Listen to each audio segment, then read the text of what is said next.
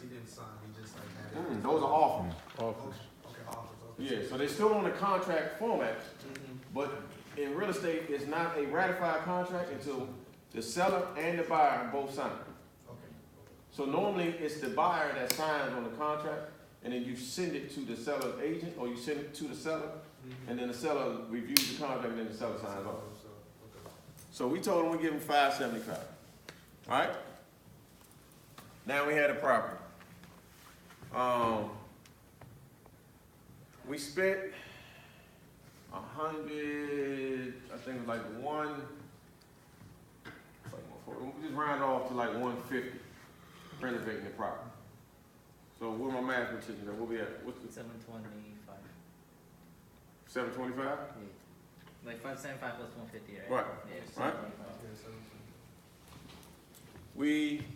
When we were finished with the house, we gutted it. You can see.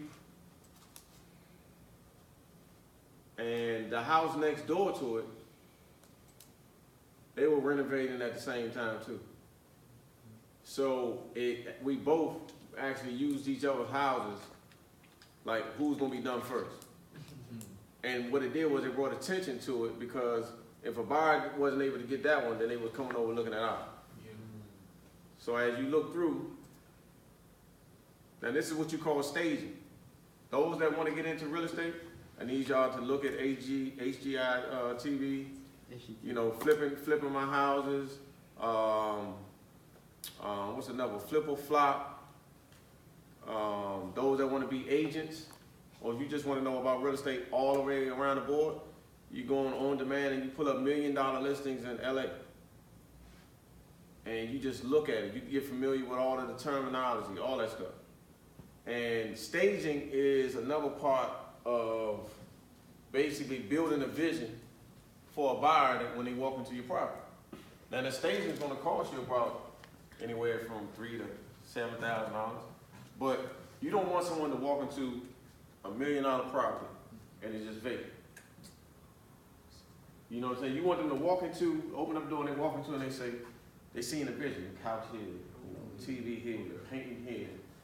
Upstairs in the bedrooms, you don't really care about that. You want to sell them as soon as they walk in. On the spot for prospective, like buyers? Buyers. Okay. Yeah. So, as you can see, people walk in. You know, we went all out on the appliances. Got to have Samsung appliances when you're doing $1 million properties.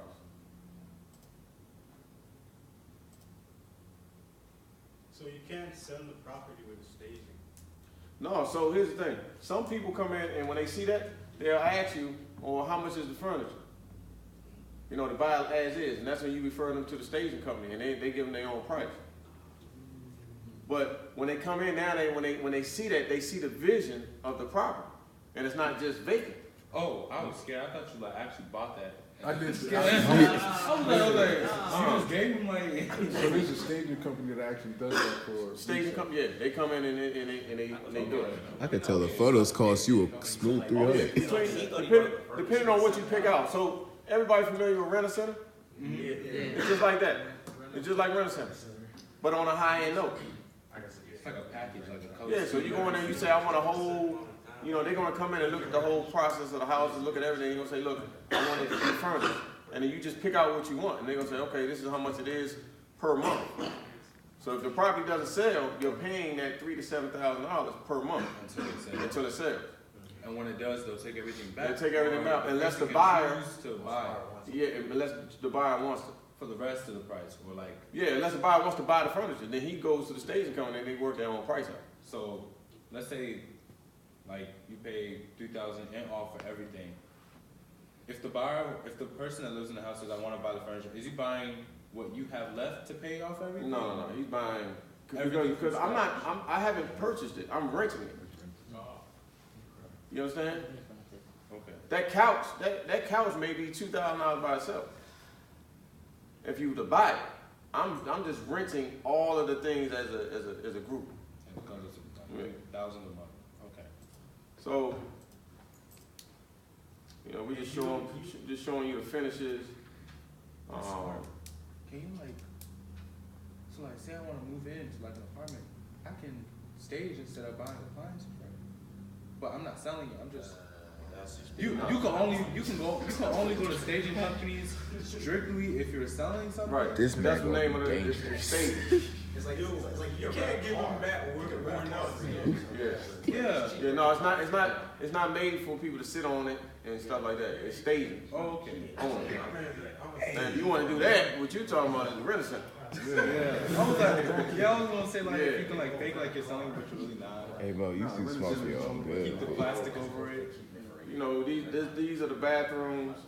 Is this person, Huh? so y'all split it? Y'all split the basement? Yeah, no, what do you mean? Isn't there a basement with that? Yeah. These are bathrooms. This is upstairs. That's the master. Do you make money from the buyer, like purchasing the stuff from the Renaissance? No. From the Um, stage? Yeah, No. the stage company? Nah. All that does is basically build up your relationship. Does it help if you tell the stage they already want to buy or Oh whatever? yeah. Because then when you reach out to them for the next project, they're gonna put nothing but top of the line stuff in there again, hoping that someone will come along and buy everything. Okay. You know. This was the upstairs loft in the master bedroom.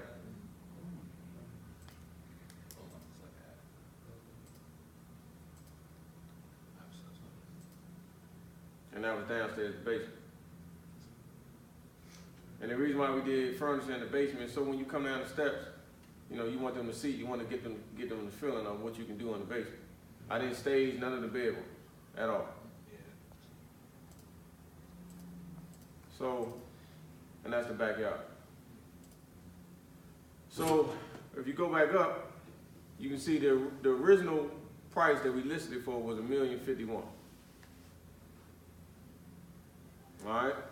As I was telling y'all, the house next door got a contract before we did, which hurt us. They sold their property for $1 million each. One of the buyers that wanted to buy that property then came to us, and because the property was on the market over 30 days, they jewed us down to $925. And the only reason why we took $925 was because it was an all-cash deal. They said close in 7 days. I said, well, let's take it. So now we go back to, what was my number? 725, right? 725 plus staging for 2 months. At, I think it was about 6,000. So 6,000 to 12,000. 12,000 added on to 741, right? Then the hard money lender, his fee was about 40 and some change. So what we got? 781, and then closing costs, you might as well say we really saw 900.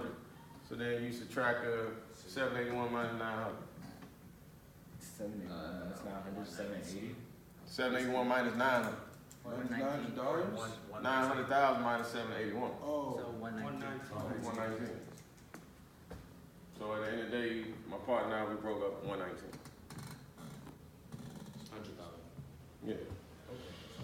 In this case, what was when she need a hard money lender for this case? Because he said it was like 40K, right? Well, we needed a hard money lender because when we got that property, it looked like dirt. I mean, it was bad. For rent. But at that time, we wasn't paying for the condition of the house. We was paying for the location and the plot that it sat on, of how big the property was. Anything in Northwest, Petworth, Columbia Heights, you know, those particular areas, the property value up here. So we got that loan, and then we added the rehab money into the loan, and that's what gave us that number. What number was that again? 119. No, Wait. the cost of the house plus the rehab. 725. 725. 725. It's the contract for renovation. That was with the contract plus the renovation, yeah. How long does this whole process take you from, Start to finish? Yeah. Start to finish on that property is about 6 months. so how much can you do in a year? Depends on, Times two. it depends really, man, and this is something I just got put onto, I'm gonna tell you about it, but it depends on how much can you handle. You know, you gotta know how much you can handle as far as different projects going on, and then putting out money, and then also living your lifestyle. Your own money. Right. Okay. So, Because when you doing these hard money loans, let me just tell y'all, when you doing these hard money loans and you got money in here for fix up, the hard money lender is gonna have money in escrow. Okay? Money in escrow is money that the lender has set aside for you to fix the property up. But in order for them to release this money to you, you have to put up your money to the contractor to come out and fix the property to certain phases, right? Then you call the lender up and say, look, I'm in phase 1 completed, meaning that the house has been demoed, we put up new studs, we changed the electricity, and we did the plumbing. Okay? They send out an inspector, they come out, they inspect it, make sure what you said is done, right? Then they go back to the lender, they say, yeah, we did this inspection on this property, then they release $10,000. So you gotta put up your money, but then you get your money reimbursed. so like construction being done like right next to houses, is that what they're doing? To what, your house? No, like when I be driving, I be seeing like construction or it's being done on like DC streets. Is that Yeah, what they're doing? yeah. Renovating like the electricity, Renovate. pumping underground? In DC, save your question. In DC, when you see people, you know, popping up, like you may have this one row house and then all of a sudden there's a new house with an extension all the way up. They got permission from the government to pop the house up. So when you pop a house up, that adds an extra $150,000 to the value of the property. Because now you went from 2 levels or 3 levels to 4 levels. Yeah, when you go in a lot of the old houses in DC, if you go in the basement, you can hardly stand in it, right? Because it's right here. Some of them you gotta kneel down. So now they made it a law where it has to be 7 inches. 7 feet. Yeah, I mean 7 feet, 7 feet. So now you gotta pay to dig down. And make it 7 feet. Right, because it's 7 feet, so that means that really technically it has to be 9 or 10. Because you gotta factor in if you dig down, right? Then you gotta put a concrete in, right? Then you have to, if you're gonna put a floor down there or you're gonna put carpet down there, each level cuts into how tall it's really gonna be. So you understand what I'm saying? So it has to be, you gotta dig it down. A lot of people dig down to 11 if it can withstand. So you come in and you got a taller ceiling. What? How much money did you have to, have, liquid, I guess, To do that deal?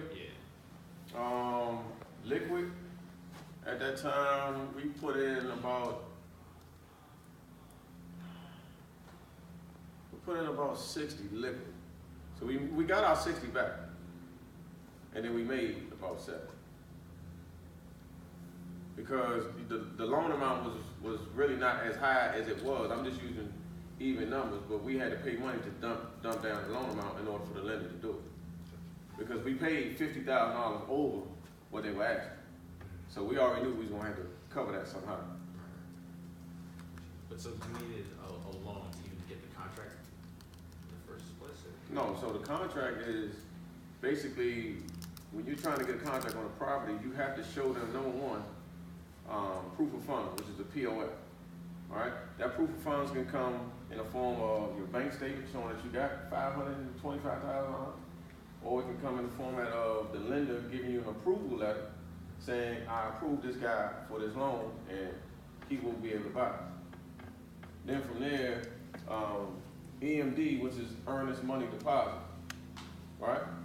That is what you're paying on the contract as in a good faith.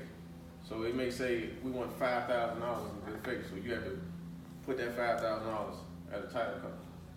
And then the title company says, yes, it's $5,000 here, and that all goes into the fact of them ratifying the contract. It's almost like a down payment on the contract. Exactly.